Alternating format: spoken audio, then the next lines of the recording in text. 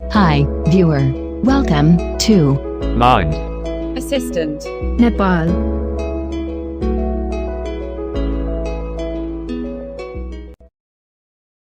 Hello everyone, welcome back in my YouTube channel. I'm soyal तपाईहरुमाझ लामो समयपछि फेरि पनि नयाँ भिडियोको साथ उपस्थित भइसकेको छु.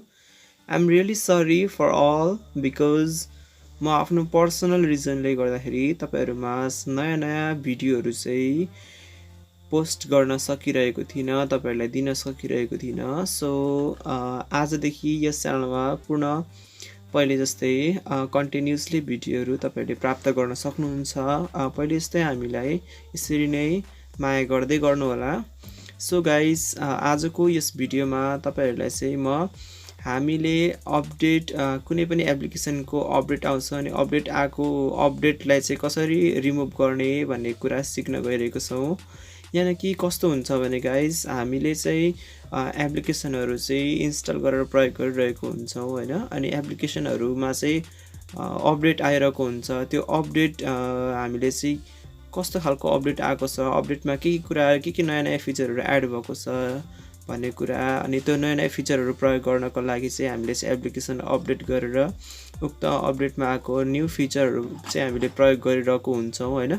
सो यस्तो कन्डिसनमा कहिलेकाहीँ के हुन्छ भने हामीले पहिले प्रयोग गरेको एप्लिकेसन अपडेट भइसकेपछि त्यनेर विभिन्न बग्सहरु आउँछ, विभिन्न समस्याहरु आइरहेको हुन्छ, जसले गर्दा चाहिँ हामीले एप्सको प्रयोग गरेर दैनिकी कार्यहरु गर्न सकिरहेको हुँदैनौं. त्यो समस्याहरुले गर्दाखेरि हैन, फिचर त आउँछ र समस्या पनि कहिलेकाहीँ आइदिन्छ र त्यस्तो कारणले गर्दाखेरि हामीलाई विभिन्न समस्याहरु आइरहेको हुन्छ. सो यस्तो कन्डिसनमा हामीले चाहिँ के सोचिरहेको हुन्छ भने यो अपडेटमा त हामीलाई विभिन्न समस्याहरु आइरहेको छ, म पुरानै भर्जनको युज गरेर चाहिँ आफ्नो दैनिक कार्य गर्छु भन्ने सोच्नु भएको छ. अनि यो भिडियो तपाईहरुको लागि एकदमै इम्पोर्टेन्ट रहेको छ. सो आजको यस भिडियोमा तपाईहरुलाई चाहिँ हामीले चाहिँ कसरी कुनै पनि एप्लिकेसन यदि अपडेट भइसकेको छ, न्यू अपडेट गरिसक्नु भएको छ भने उक्त एप्लिकेसनको अपडेटलाई कसरी रिमुभ गर्ने, कसरी अनइन्स्टल गर्ने, कसरी त्यो अपडेटलाई चाहिँ हटाउने भन्ने बारेमा चाहिँ सिक्न गइरहेको छौं. सो भिडियोलाई निरन्तर रूपमा अन्त्यसम्म हेरेर साथ दिनु होला. साथै यस च्यानलमा नयाँ हुनुहुन्छ भने च्यानललाई सब्स्क्राइब गरी नजिकै रहेको बेल आइकन दबाई अल नोटिफिकेसन राख्न नबिर्सनु होला, ताकि हामीले अपलोड गर्ने नयाँ भिडियोहरु सजिलै तरिकाले हेर्न सक्नुहुन्छ. साथै भिडियोलाई मन पर्यो भने लाइक, कमेन्ट र शेयर पनि गर्न नबिर्सनु होला. तपाईहरुले यो एप्लिकेसन अपडेट रिमुभ गर्नु भन्दा अगाडि एउटा कुरा चाहिँ एकदमै ध्यान राख्नुपर्ने हुन्छ. तपाईहरुले चाहिँ प्ले स्टोरमा गएर चाहिँ अटो अपडेटलाई चाहिँ अफ गर्नु नबिर्सनु होला. यदि तपाईहरुले अटो अपडेटलाई अफ गर्नु भएन भने के हुन्छ भने तपाईहरुको एप्लिकेसनमा चाहिँ अपडेट आउँछ र अटोमेटिकली अपडेट हुन्छ. आफ्नो दैनिकी कार्य गरिरहेको अवस्थामा यदि एप्लिकेसन अपडेट भएर नयाँ फिचरहरु आयो भने प्रयोग त गरिन्छ, साथै त्यनेर विभिन्न समस्याहरु नि आएको हुन्छ. त्यो समस्याले गर्दा तपाईको एप्सको प्रयोग गरेर दैनिकी कार्यहरु गर्न एकदमै गाह्रो भइरहेको हुन्छ. त्यही भएर तपाईहरुले यो अटो अपडेटलाई चाहिँ तपाईहरुले चाहिँ अफ गर्नु होला. एप्लिकेसनको अपडेटलाई चाहिँ रिमुभ यानी कि अनइन्स्टल, एप्लिकेसनको अपडेट हटाउनु भन्दा अगाडि यदि तपाईहरुले यो हटाउनु भएन भने तपाईहरुलाई त्यस्तो समस्याहरु पनि आउँछ र तपाईहरुले जति पटक तपाईहरुले एप्लिकेसनको अपडेट रिमुभ गर्नु भए तापनि उक्त एप्लिकेसन अटोमेटिकली अपडेट हुन जान्छ. त्यही भएर तपाईहरुले सबैभन्दा पहिले चाहिँ एप्लिकेसनको अटो अपडेटलाई चाहिँ अफ गर्नु होला गुगल प्ले स्टोरमा गएर. सो यदि तपाईहरुले आउँदैन भने यसको लागि हामीले डेडिकेटेड भिडियो बनाएको छौं.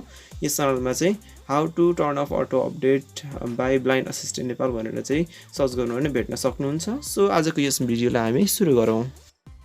सो गाइस, हाम्रो एप्लिकेसनमा आएको न्यू अपडेटलाई रिमुभ यानी कि अनइन्स्टल गर्नको लागि म तपाईहरुलाई यहाँनिर सिकाउन गइरहेको छु. म जे गर्छु यो स्टेपलाई तपाईहरुले फलो गरेर सजिलै तरिकाले रिमुभ गर्न सक्नुहुन्छ उक्त एपको न्यू अपडेटलाई. सो त्यसको लागि सबैभन्दा पहिले तपाईहरु आफ्नो फोनको सेटिङ एप ओपन गर्नु होला. App Screen, Phone, WhatsApp, Teams, Sonic Vision, Setting. Okay, Settings, open Search button. तपाईहरुको एन्ड्रोइड फोनमा चाहिँ एप डिफल्ट एप अथवा एप्लिकेसन म्यानेजर कुन अप्सन छ त्यसमा जानु होला. Apps, Default Apps, ओके, मेरो चाहिँ यहाँ एप डिफल्ट एपमा गइसकेको छु Apps, म. Navigate up button. Okay, Out of तपाईहरुले आफ्नो एन्ड्रोइड फोनमा इन्स्टल गर्नुभएको एप्लिकेसनहरुको लिस्ट देखा पर्छ र डिफल्ट एप्लिकेसनहरुको लिस्ट पनि यहीँनिर देखा पर्छ। सो यहाँ मध्ये तपाईहरुले चाहिँ कुन चाहिँ एप्लिकेसनको चाहिँ अपडेटलाई चाहिँ रिमुभ यानि कि अनइन्स्टल गर्न चाहनुहुन्छ उक्त एप्लिकेसनलाई सेलेक्ट गर्नु होला अथवा उक्त एप्लिकेसनमा क्लिक गर्नु होला। जस्तै म यहाँ एक्जाम्पलको लागि contacts म 20 यहाँ कुनै एउटा एप्लिकेसन device लिन्छु। device health dictionary drive Envision AI ED Eloquence T Excel 251 megabytes 20 okay म यहाँ एक्सेलको अपडेटलाई चाहिँ रिमुभ गरेर तपाईहरुलाई चाहिँ डेमो देखाउन गइरहेको छु। सो म एक्सेललाई क्लिक गर्छु। app info navigate up okay तपाईहरुले चाहिँ कुन एप्लिकेसनको अपडेटलाई चाहिँ रिमुभ गर्न चाहनुहुन्छ उक्त एप्लिकेसनमा क्लिक गरिसकेपछि तपाईहरुलाई यस्तो खालको इन्टरफेस देखा पर्छ। यहाँ सिम्पली तपाईहरुले Excel disable force stop button force स्टपमा चाहिँ क्लिक गर्नु होला। यो If you force stop an app गरिसक्नुपछि त्यहाँलाई Force stop. डायलग बक्स देखाउँछ। cancel क्यान्सल र force stop यो but फर्स्ट स्टपमा क्लिक गर्नु होला। app info force stop button यो फर्स्ट स्टप भइसकेपछि तपाईहरुले चाहिँ यो टप राइट कर्नरमा देख्न सक्नुहुन्छ 3 डट जसलाई चाहिँ disable Excel टकब्याकले more चाहिँ options more button option out of भन्छ। list हो यो मोर अप्सनमा तपाईहरु जानु होला। pop up window uninstall updates सक्नुभएपछि तपाईहरुलाई चाहिँ यहाँनिर अनइन्स्टल अपडेट भनेर देखाउँछ अब एउटा अप्सन यसमा क्लिक गर्नु होला simply. Excel replace this app with the factory version all data will be removed okay तपाईहरुलाई चाहिँ यहाँ रिप्लेस गर्ने अल डेटाहरु चाहिँ रिमुभ हुन्छ भनेर भनेको छ। सो तपाईहरुको डेटाहरु चाहिँ रिमुभ हुन्छ यो एप्लिकेसनमा भएको कुराहरु चाहिँ। सो अपडेट अनइन्स्टल गर्न लागेको छ हामी simply cancel but okay okay गरिदिनु होला यसमा। uninstalling Excel ओके यो एप्लिकेसनको app info अपडेट चाहिँ अनइन्स्टलिङ हुँदैछ। app info फाइनली यहाँनिर चाहिँ हाम्रो एप्लिकेसनको अपडेट Navigate अनइन्स्टल up. भइसकेको छ।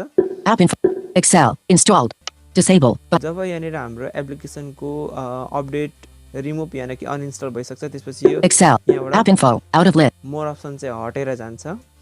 सो यति भइसकेपछि तपाईहरुको जुन एप्लिकेसनको रिमुभ गर्नुभएको छ अपडेट उक्त एप्लिकेसन न्यू कन्डिसनमा रहन्छ। तपाईले डेटा क्लियर गर्दाखेरि रहेको जस्तो न्यू कन्डिसनमा रहन्छ हैन। तर यसको चाहिँ अब तपाईहरुले पुरानो भर्जनमा आउँछ अनि तपाईहरुले सजिलै तरिकाले प्रयोग गर्न सक्नुहुन्छ। यस्तो कुनै समस्याहरु हुँदैन। पुरानो भर्जनमा मजाले तपाईहरुले एप्लिकेसनहरु प्रयोग गर्न सक्नुहुन्छ। one UI home तर तपाईहरुले चाहिँ एउटा कुरा के ख्याल गर्नु भने तपाईहरुले यदि भर्खरै एप्लिकेसन इन्स्टल गर्नुभएको छ भने त्यसको अपडेट रिमुभ गर्नको लागि अप्सन मोर अप्सन त्यहाँ नदिन सक्छ हैन। तपाईहरुले एप्लिकेसन अलरेडी इन्स्टल गरेर अपडेट गर्नुभएको छ भने मात्रै मोर अप्सन दिएको हुन्छ। यो चाहिँ ख्याल गर्नु होला। सो गाइज आजको यस भिडियोमा यति नै। यदि तपाईहरुलाई यो भिडियो मन पर्यो भने प्लिज यो भिडियो सबैमा शेयर गर्न नबिर्सनु होला। साथै यो भिडियोलाई लाइक र यस भिडियो प्रति के भन्न चाहनुहुन्छ आफ्नो प्रतिक्रिया कमेन्ट बक्समा राख्न नबिर्सनु। screen off ringer vibrate so 10:15 PM App Play Store. आगामी भिडियोहरुमा अझै सुधार ल्याउने छौं। सो आजको यस भिडियोमा यति नै। भिडियो हेर्दिनु भयो हृदयदेखि नै धन्यवाद। यसरी नै साथ सहयोग सपोर्ट गर्दै गर्नु होला। So guys thanks for watching this video. Keep watching, keep doing and keep learning. Bye bye all.